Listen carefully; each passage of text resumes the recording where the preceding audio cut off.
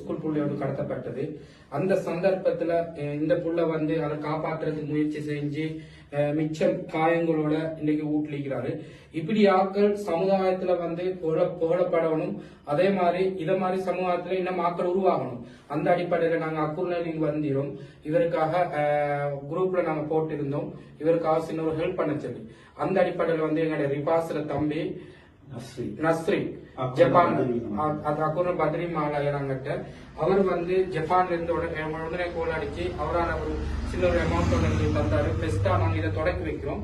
இன்ஷா அல்லா நீங்க எல்லாரும் இவரை பார்த்து இவருக்காக இன்னும் நாங்க என்னென்ன செய்யணும்னு சமுதாயத்துக்காக இவருக்காக கட்டாயம் செய்யணும். ஓகே,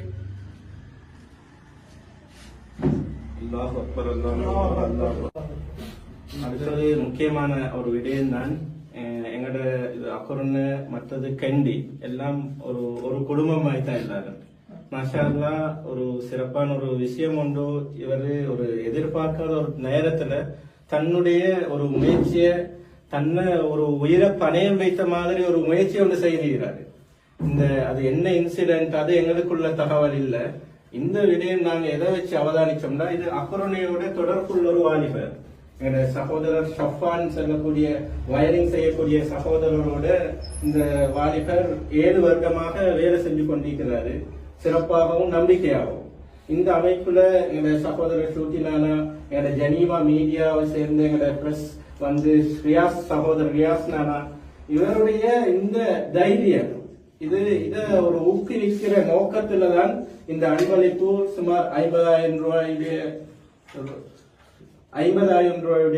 ஒரு அன்பளிப்பை சகோதரர் பத்ரியின் மஹல்லாவை சேர்ந்த அக்குரனை நஸ்ரி அவர்கள் ஜப்பானில் இருந்து உடனடியாக ஒரு வார்த்தை சொன்ன உடனே දවල ඔගොල්ලන්ට දන්නවා මාධ්‍යයෙන් සමහර මාධ්‍යයෙන් ගියා පෙර ගැනීම ඉස්කෝල 9 එක්කෙනෙක් ඇවිල්ලා පෙර ගැනීම එනකොට මේ මල්ලි තමයි උත්සාහ කරලා කොමාරි බේරන්න බැලුවා. ඒක බේරන්න බැරි වුණා. එතකොට ඇත්තටම අපි අකුලෙන් ඉඳලා ආවේ අපිට ඇත්තටම ප්‍රදේශ අදාළ නැහැ. ජාතියක් අදාළ නැහැ. සාමාන්‍යයෙන් ලංකාවේ එන කවුරුනොත් මේ වගේ මිනිස්සුන්ට මොටිවේෂන් කරන එක තමයි අපේ යුතුයකම. ඒක තමයි අපි අකුලෙන් ඉඳලා ඇවිල්ලා අපේ ජපාන්